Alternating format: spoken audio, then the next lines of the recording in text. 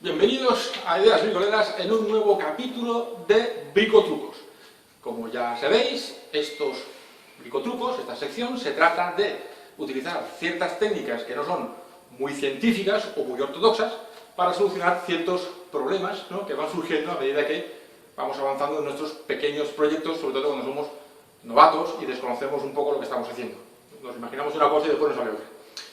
En esta ocasión estoy haciendo un armario para herramientas. Supongo que el vídeo ya lo habré subido, el vídeo de este armario lo habré subido ya, con lo cual no estoy dando ninguna exclusiva. Pero me ha surgido un problema. Vamos a verlo en más detalle y a ver lo que se me ha ocurrido para solucionarlo. Aquí estáis viendo el armario de herramientas en construcción. Como veis, todavía está por terminar. Supongo que este vídeo ya lo he subido y ahora pues a posteriori subo este bricotruco. Esta puerta, no sé si se aprecia con la cámara, se podrá ver más o menos aquí, sí, ¿no? Esta puerta debería de estar aquí y está aquí abajo.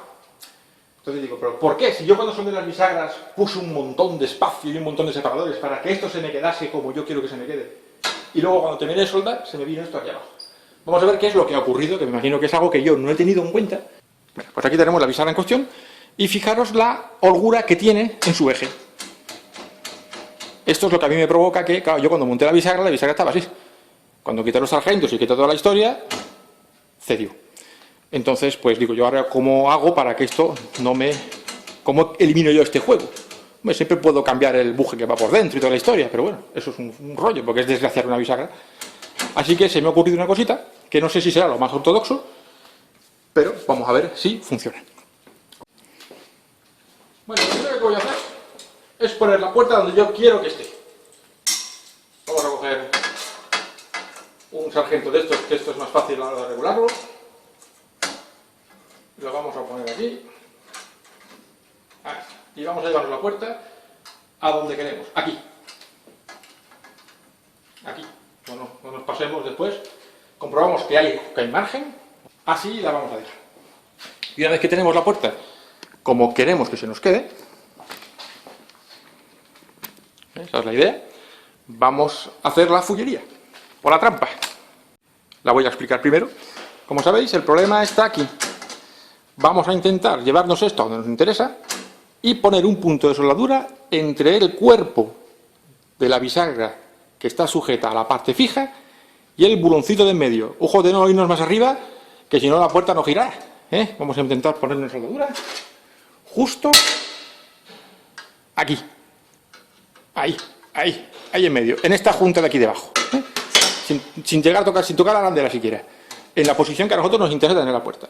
A ver si así conseguimos que esto no haga este movimiento. Así se aprecia.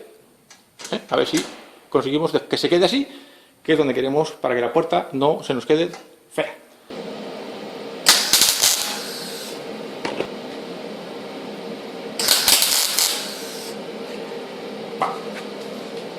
Como veis, es un punto pequeñito. Es un punto pequeñito que si en un momento dado nos llegase a molestar, con un repaso de radial podríamos eliminarlo. No es un cortón, ni mucho menos. Vamos a ver si hemos conseguido quitar ese pandeo. Voy a quitar esto. ¿Veis? Ha descendido un poquito. Pero ya está mucho más nivelado que antes, Yo lo veo bastante más nivelado que antes. Y lo más importante, al haber hecho el punto entre, digamos, el centro de la bisagra y la parte fija, la puerta la podemos seguir sacando. La puerta la podemos seguir sacando en caso, pues nada, que hubiese que hacer alguna reparación, hubiese que hacer otra, lo que fuera. Y se ha quedado, la verdad, bastante nivelado. Pues hasta aquí el bricotruco de hoy. La trampa es grande, esto puede ser que sea lo peor que pueda hacer uno, no lo sé. Como voy a decir, los bricotrucos están para que la gente comente y desde el respeto diga esto mejor se hace así o peor se hace de otra manera, como sea. Este vídeo quizás ha sido un poquito largo, me he entretenido en explicaciones, pero quería que quedara claro porque en un momento dado esto creo que te puedes salvar de un mal acabado, porque la puerta abría y cerraba sin ningún roce, pero estéticamente quedaba feo eso.